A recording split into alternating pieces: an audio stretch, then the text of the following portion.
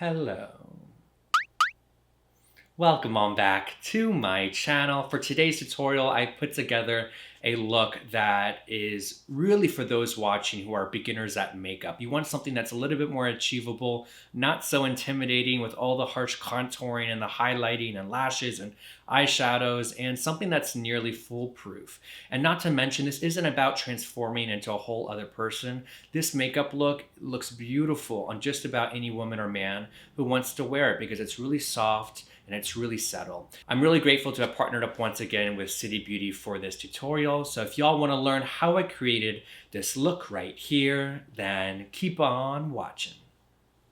So to begin, I'm using the Caudalie Vinoperfect Serum to moisturize the skin. This is a serum, so it is a thinner consistency than that of a cream, so it'll feel really lightweight and it is oil-free. It also claims to visibly combat dark spots, even skin tone, and boost radiance, so this is definitely a skincare product that takes a little time and commitment to start seeing the true results with, but until then, it's a good start to prep our model's skin today.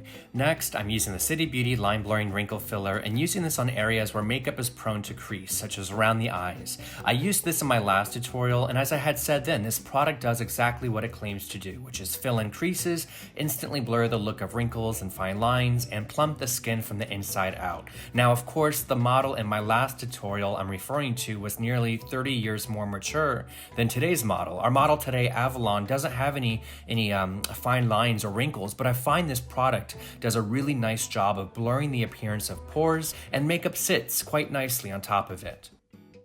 Once we have the skin prepped and primed, I'm going to use the Catrice True Skin Hydrating Foundation, and I'm mixing two different shades of this together to create the perfect shade to match her face to her neck and chest, which are shades Neutral Pecan and Neutral Toffee.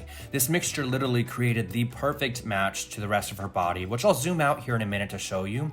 But as I said in my intro, today was a full circle moment for me. Our model Avalon is the first person I had ever done makeup on when I first started out my makeup career, which is exactly this time 5 years ago. And then on top of that, today, the day I'm posting this tutorial, May 5th, is the day I moved to Los Angeles 12 years ago. And then furthermore, May 5th of last year, I posted my first YouTube video. So this is officially the 1 year anniversary of my YouTube channel. And it's just kind of crazy how everything, I don't know, kind of fell into place. I remember vividly the day I did her makeup 5 years ago. It was while I was visiting back home in Florida. I was going through a midlife crisis at the age of 23, trying to figure out what I wanted to do with my life. And because makeup was always a passion, I chose to give it a try. I reached out to Avalon on Instagram, asked if she wanted to be a model for a makeup video I wanted to film, and she agreed. I posted the video to my Instagram today, by the way, if you want to take a look. But I remember getting home after filming this, showing my family the footage, and keep in mind, this was the very first time I had ever expressed to my family that I wanted to pursue makeup. And I remember as clear as day, there were a couple of family members who, they didn't try to crush my dreams per se, but I felt they were kind of downplaying it, saying, Spencer, you know, you have to go to school for makeup, and you have to work behind a makeup counter for experience, and you have to do this, and you have to do that, and you can't just become a makeup artist because you post makeovers on social media. It doesn't work that way. You get where I'm going with this. By the way, here I'm using the NARS Radiant Creamy Concealer to conceal and brighten the under eye. But as I was saying, I was just thinking at the time, like, can't you guys just be happy for me? Even if you don't believe in me, can you just fake it for a minute? I was 23 trying to figure out what I wanted to do with my life, and I had finally felt like I was doing the right thing at the right time, and I knew in my gut that this was all gonna work out. And it has. I mean, you know, kinda. It's a work in progress. Everything in life is. But I say all this to say that if you are an inspiring makeup artist, or you're looking to pursue any field in life, it doesn't even have to be makeup. Go with your instinct, guys. Mute all of those outside voices that are making you question yourself, and just go for it. Life is not that serious. We're here for a split second, and before you know it, bada bing, bada boom, our time is up. So make the most of it. Oh my gosh, this is getting a little too deep for a makeup tutorial. I can film a whole other video sharing with you my journey and all that if you want, but just know my rants come from a good place. That's all. Okay, moving on, I'm using the brand new Bite Beauty Daycation Whipped Blush in the shade Melon Mojito, and I'm applying this onto the apples of the cheeks using a blush brush. This is a really cool formula that I don't think I've seen before in a blush. It applies on like a cream, but settles into the skin like a powder. They come in 4 different shades, but I think this one is my favorite. It looks really natural natural and gives that just got back from vacation kind of vibe. It looks really, really nice.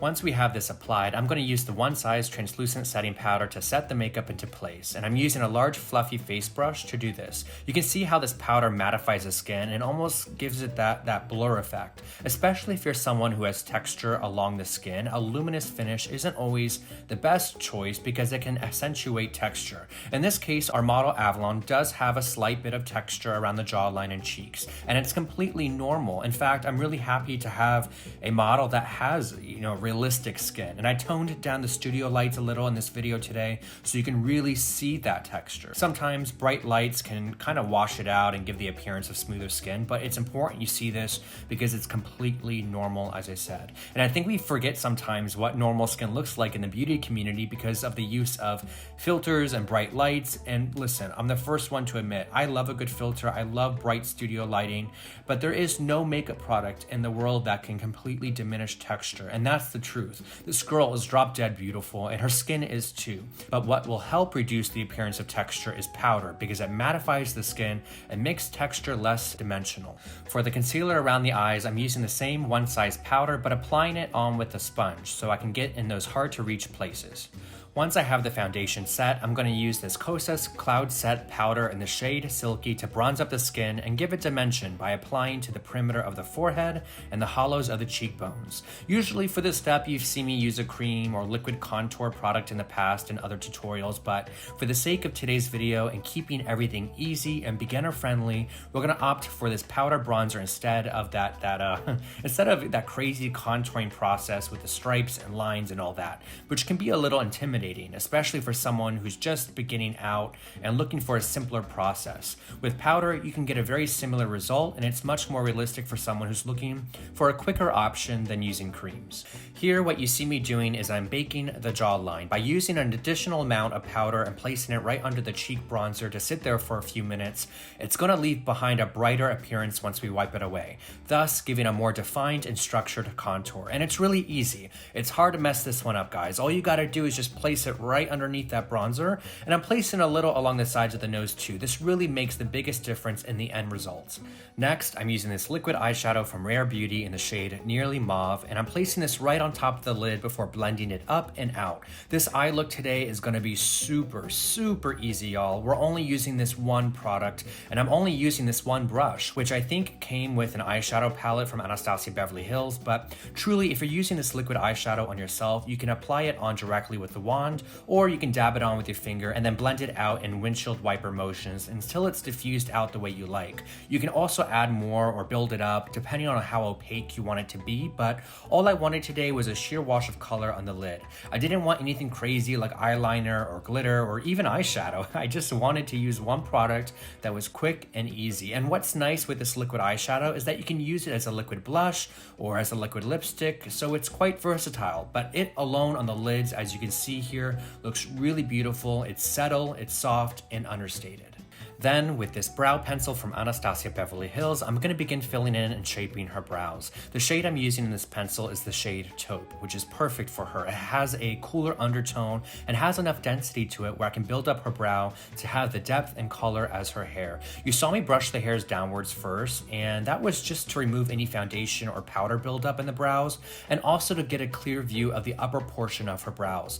And I'll then brush them upwards to fill in the lower half of the brow. You can see little by little the brows start to take shape, but it's not looking overly done. And honestly, we could just finish up the other brow, add a little mascara and lip gloss, and just like that, she'd be done. But for those watching who want to experiment with lashes a bit, I'm applying on this synthetic wispy lash from Ardell. These are great because they're beginner friendly. They're extremely comfortable to wear, and they're not too over the top. You know what I mean? It's not the style of lash that's so long that it'll touch your eyebrows. It's more subtle. It's more wearable.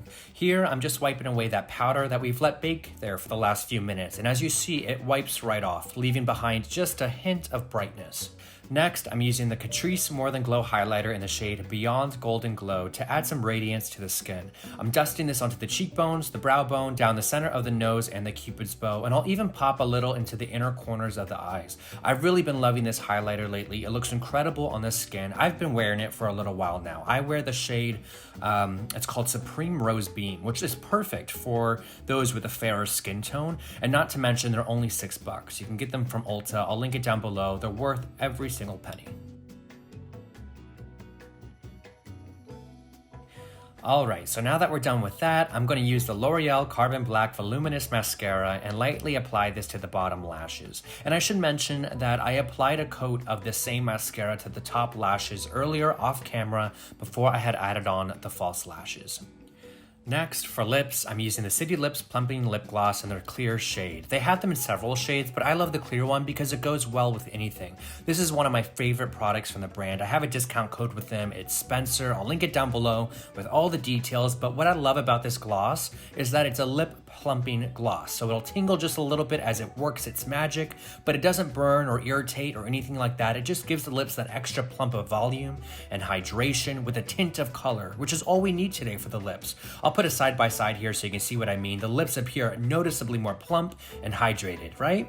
And then with the MAC Fix Plus setting spray, I'm going to use this to set the makeup and to lock it into place, which officially makes this the final step in how I created this beginner-friendly makeup look on our naturally beautiful model.